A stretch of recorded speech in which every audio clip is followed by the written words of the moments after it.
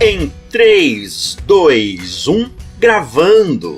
Começando mais um Contra a Cultura, chegando até você aqui pela Rádio Novo Tempo, agora em reta final de temporada. Estamos no penúltimo episódio, só temos mais umzinho na semana que vem, da série Como Então Viveremos, seguindo aí a grande temática do nosso guia de estudos, que é Estações da Família, né? E agora eu estou aqui com ela, vocês sentiram a falta dela quando ela nos abandonou por longos e vários episódios ali.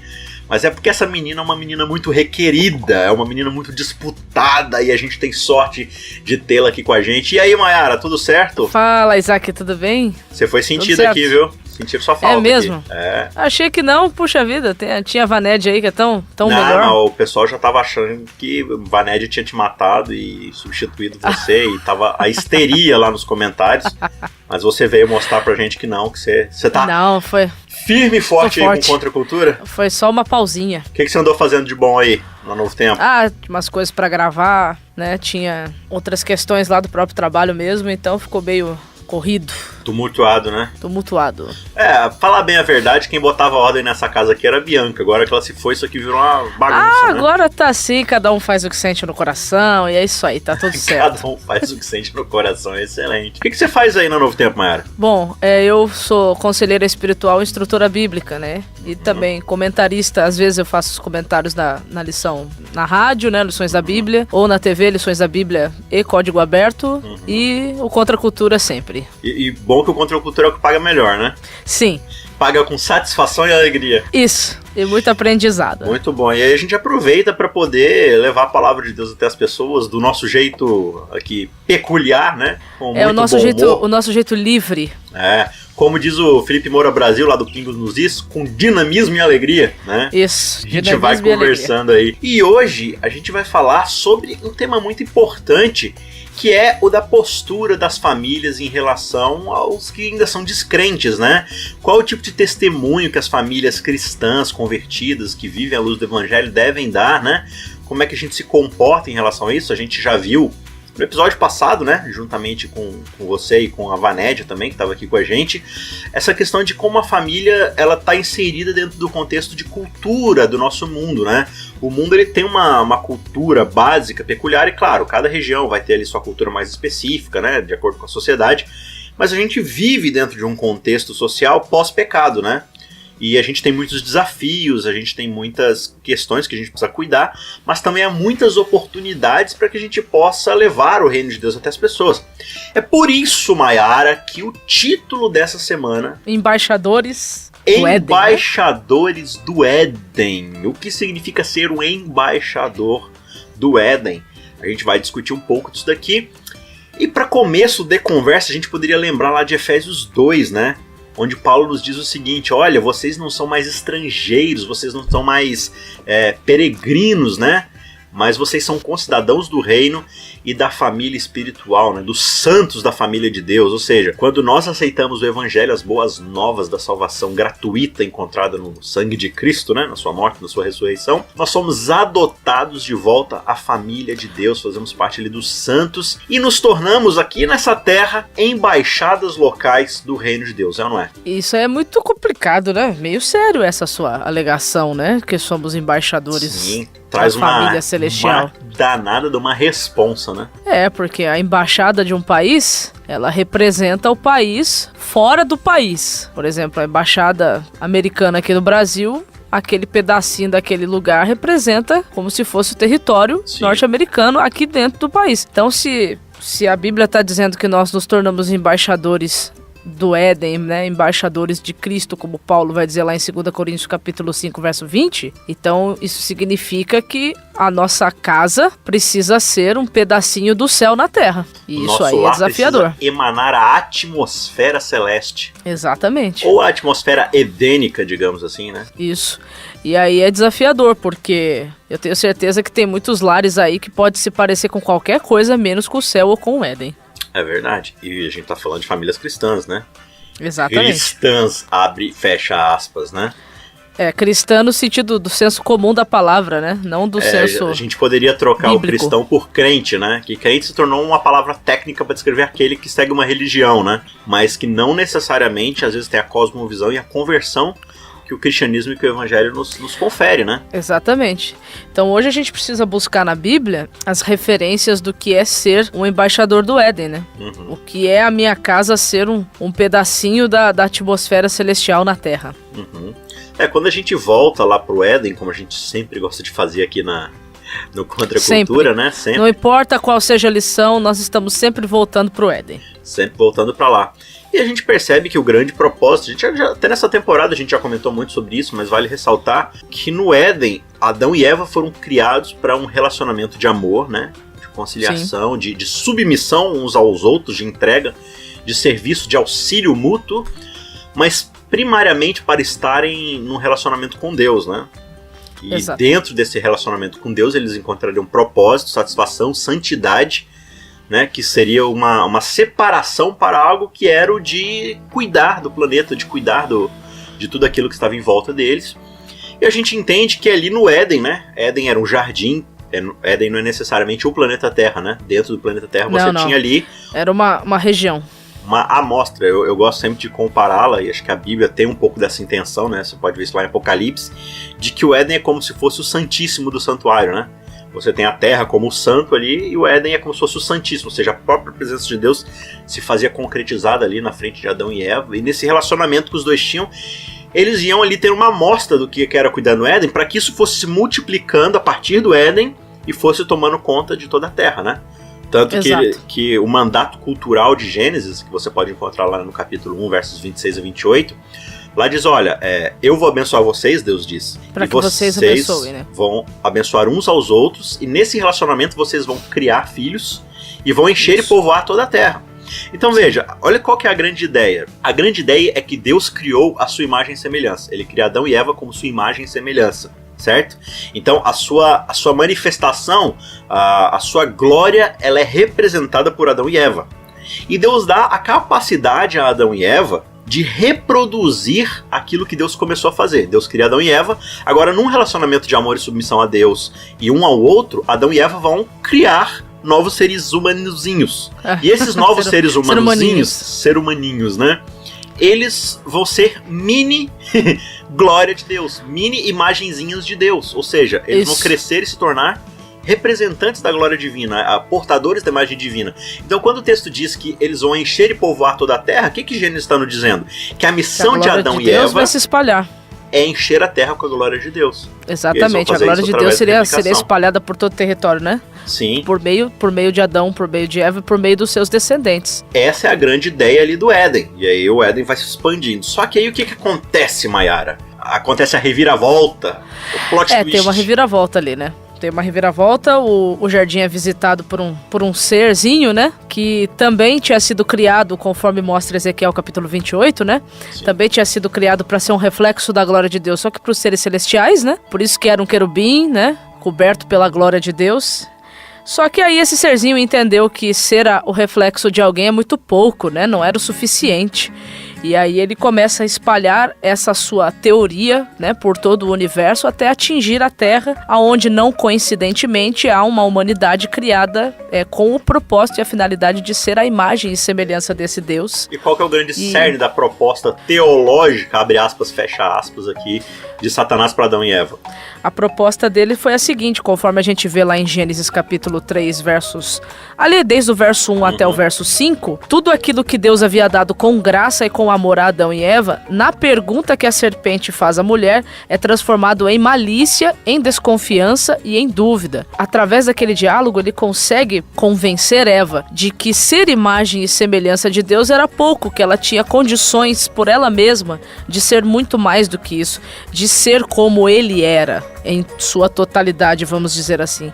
Então para que humanidade... ser, né? Para que você ser um embaixador de alguém, um representante de alguém, se você pode ser dono da coisa toda, né? Exatamente, para que ser um embaixador se você pode ser o imperador, se você pode ser o soberano, se você pode ser o senhor? E aí a gente sabe pela narrativa bíblica que eles aceitam essa ideia, e é tão interessante em Gênesis 3 que a gente já percebe que já começou a haver mudanças no relacionamento deles, já começou a haver mudanças mudança no ambiente onde eles estavam vivendo. Mas é tão interessante também que quando você vai pro capítulo 8, ao passo que no capítulo 6 e no 7 o ser humano já está agitado por causa da entrada do pecado, no capítulo 8 as coisas continuam iguais para Deus. Ele foi visitar o jardim pela viração do dia, como o texto aparenta mostrar que ele fazia isso todos os dias. Então, por mais que as coisas estejam um verdadeiro agito para o ser humano, Deus continua o mesmo. Então essa é a boa notícia, né? O relacionamento de Deus com o ser humano, da parte dele, não muda, digamos assim, né? Não. A dinâmica da coisa vai mudar por causa do pecado, mas não por causa de Deus. E é Sim. interessante que o mandato cultural lá de Gênesis 1, 26 a 28 é todo afetado, né? Eu vou Exato. abençoar vocês. Primeira coisa que o ser humano faz? Foge de Deus, de medo, né? Vocês vão se relacionar com amor para poder, né, crescer, multiplicar e tal, não sei o quê. Um começa a brigar com o outro e dar a luz agora vai ser dor no parto, vai ser aquele monte de dificuldade. E por fim vocês vão cuidar da terra, vocês vão trabalhar. Agora você vai ter espinhos, você vai ter aridez na terra, os animais vão fugir de vocês, né? Lá no dilúvio, né? Deus repete esse mandato cultural, só que ele fala para Noé: terror e medo surgirão nos animais, né? Por causa do que agora é a nova dinâmica. Aí a gente vai percebendo na narrativa bíblica que Deus não desistiu, Deus não mudou Sim. essa ideia de querer se auto-revelar por meio do seu ser humano. Então a gente vai percebendo na narrativa bíblica, a cada aliança que ele vai fazendo com as famílias da terra, né? Ele vai fazendo essa aliança com o propósito, claro, de restaurar o seu ser humano ao primeiro reino, né? Como diz Miqueias 4, verso 8. Sim. Aquela primeira condição. Ele vai fazendo isso por meio das alianças, como a gente sabe na narrativa bíblica. Você citou aí, né? Gênesis 8. Aí você vai caminhando ali no meio do dilúvio. Deus percebe que a humanidade está tão perversa que ela vai se auto-extinguir e não vai ter o que salvar, certo?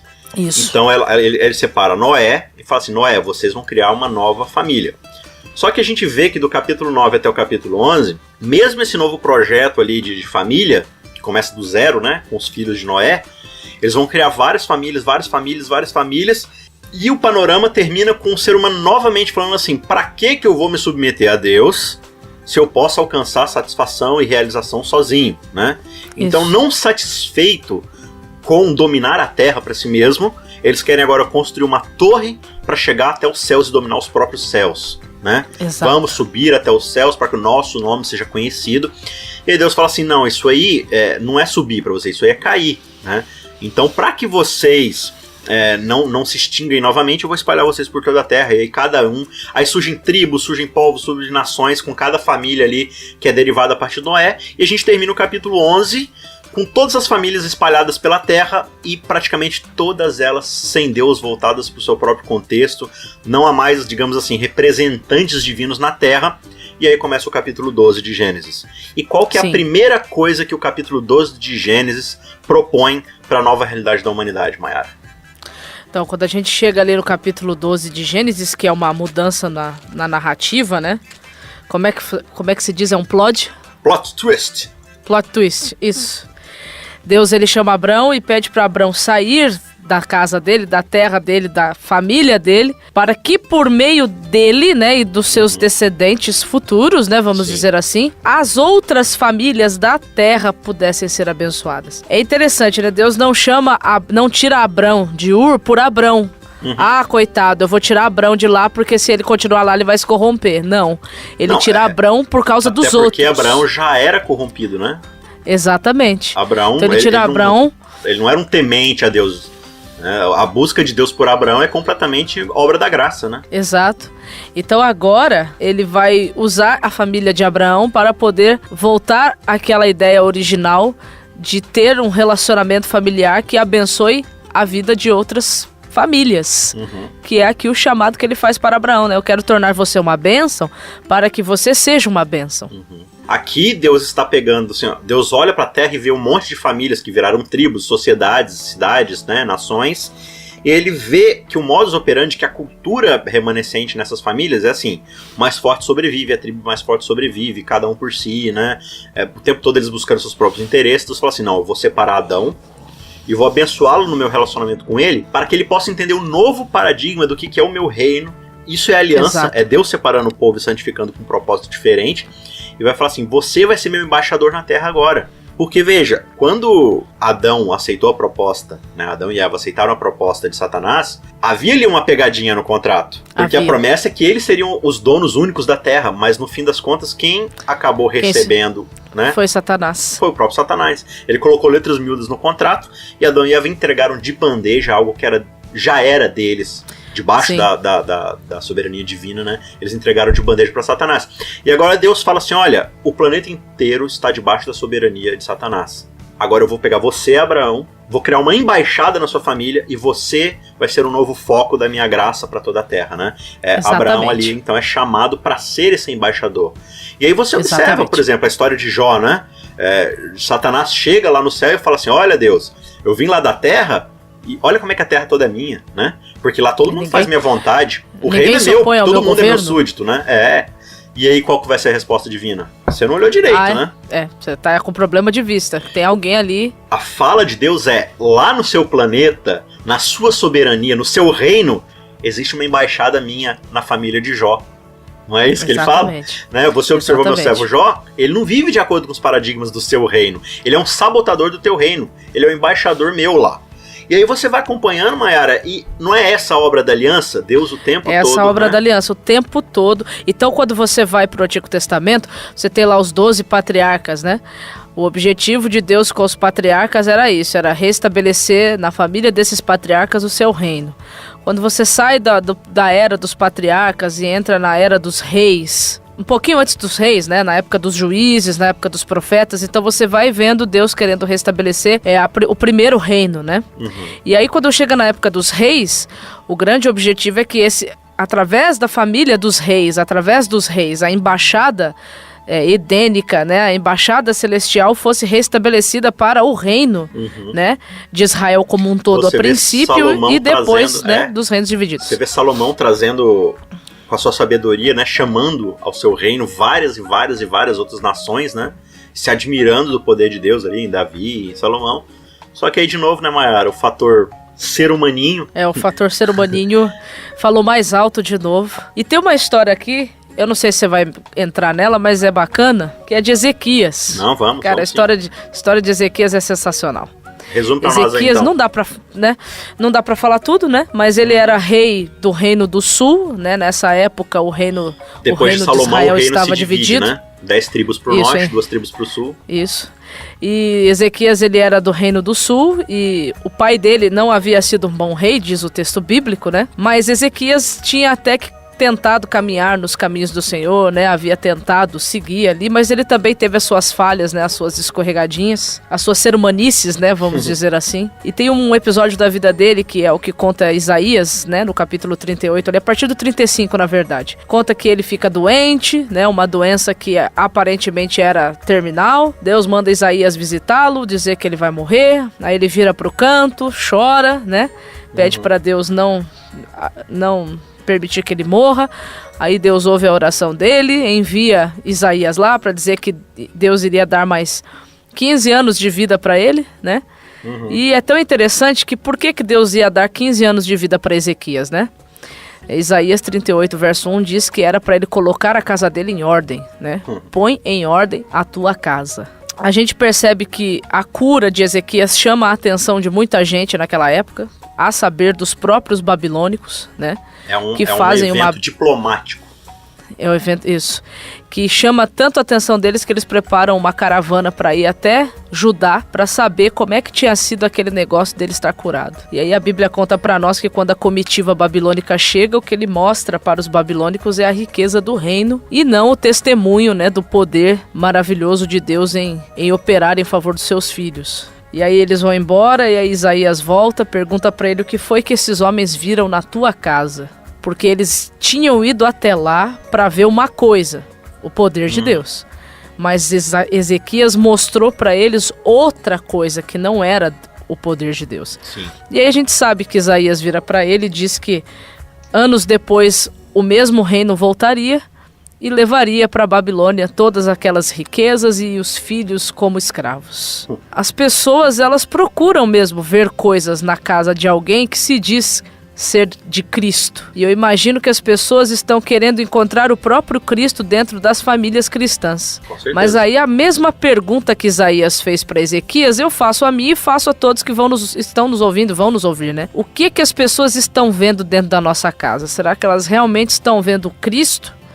Ou será que nós estamos fazendo questão de gastar tempo mostrando para elas coisas que são perecíveis e que no final das contas vai deixar de existir de certa maneira? Que nós conquistamos para a grandeza do nosso nome e para a manifestação da nossa majestade, né? Exato. Até porque essa tem sido a grande dinâmica do mundo pós-edênico, né? Do mundo do pecado.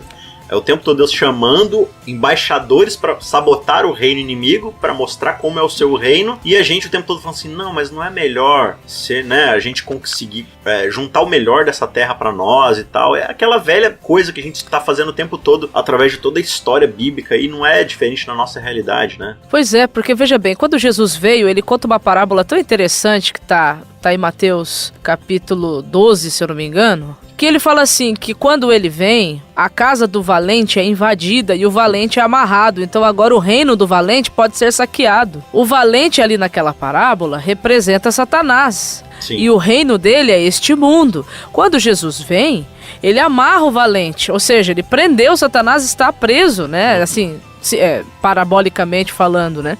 Agora o reino de Satanás pode ser saqueado, mas o problema é se eu só posso saquear o reino de Satanás se eu não fizer parte do reino dele.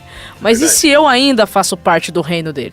C.S. Lewis ele vai trabalhar com essa metáfora, né? Ele vai falar assim que o que é o evangelho? O evangelho é a história de um rei que teve seu reino tomado, invadido, né? Conquistado, e que agora ele se infiltrou dentro desse reino inimigo para iniciar uma campanha de sabotagem, né? Ou seja, para sabotar o que esse reino inimigo criou e tomar de volta o seu reino através de uma sabotagem, né?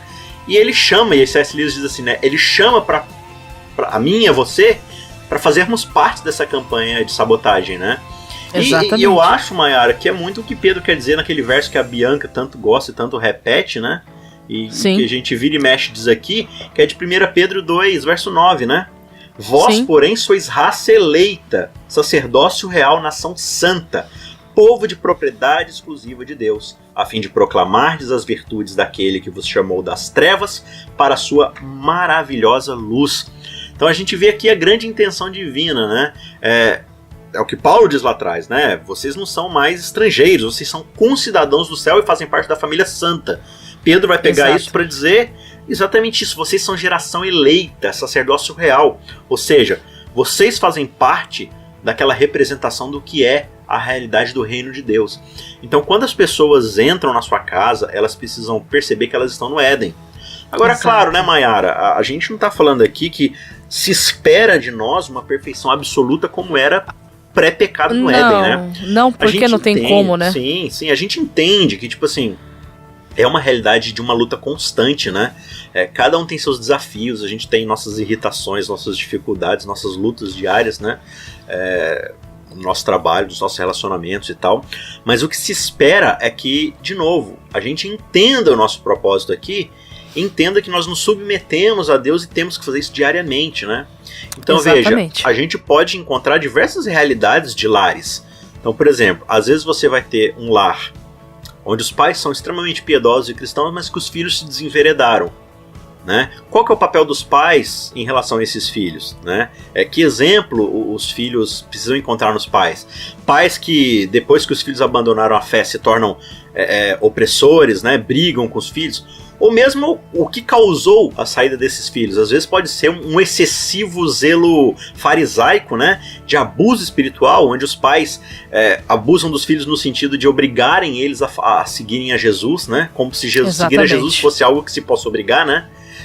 Como se Cristo exigisse obrigatoriamente que a gente o seguisse, não fosse uma coisa de convite. Então a gente conhece muitas histórias de filhos que saem de casa e saem da igreja e saem de um relacionamento com Cristo porque viram nos pais um péssimo exemplo do que é se relacionar com Deus. E a postura que eles vão ver nos seus pais é a postura que eles vão projetar em Deus, né? A gente tem Exatamente. também exemplos, assim, de cônjuges, né? Ou o marido, ou a mulher, que entra num relacionamento e depois ele vai, né? Às vezes faz isso de caso pensado, esperando que possa mudar lá na frente. Às vezes isso acontece ao longo do caminho. Mas que um é totalmente entregue e submisso a Cristo, o outro é uma pessoa incrédula que, né? Não quer nada com Deus. Pedro vai falar que Exato. é papel daquele que é o jogo desigual, sim, né? Sim. Mas isso pode acontecer de caso pensado antes, né? A pessoa pode entrar nisso, assim, sabendo, mas pode ocorrer ao longo do caminho, né? Sim, e o jogo desigual, só para desmistificar um pouquinho isso, não é apenas uma questão de interdenominação. Qual igreja eu você sou de uma igreja, ele é de outro. Ou não, o jogo desigual ele é uma questão de modus operandi, conforme Paulo versus nos ensina, né? Isso. Então, é interessante que pode ser que tenham casais que são da mesma denominação religiosa, mas que um é totalmente crédulo e o outro totalmente incrédulo. Sim. Então, existe essa questão também.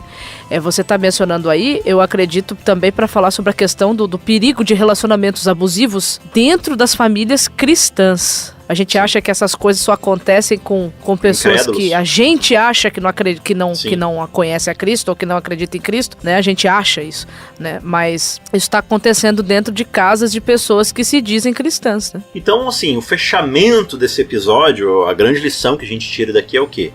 Que nós temos a responsabilidade como pessoas que aceitaram o evangelho e supostamente, né, eu espero que essa seja uma realidade na sua casa, tenha sido transformado pelo evangelho, a viver a realidade do que é o reino de Deus já nos nossos núcleos familiares, né? Na forma como nos relacionamos com o nosso cônjuge, na forma como tratamos nossos filhos, na forma como a nossa família se relaciona com seus vizinhos, no nosso trabalho. A gente precisa ter essa mentalidade de que somos um núcleo do reino de Deus nessa terra, nós somos embaixadores. E como a Mayara bem colocou no começo desse episódio, né?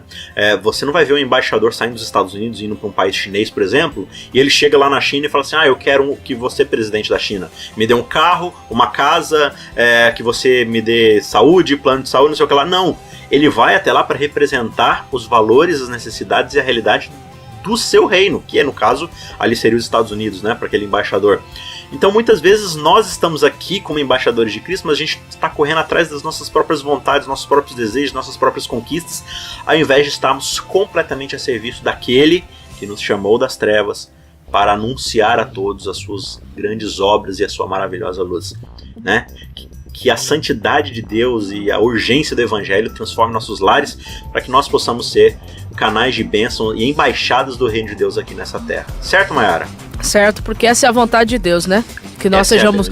Ele nos abençoa para nós podermos ser uma bênção. Você vê isso de Gênesis até o Apocalipse o tempo todo, essa grande ideia, né?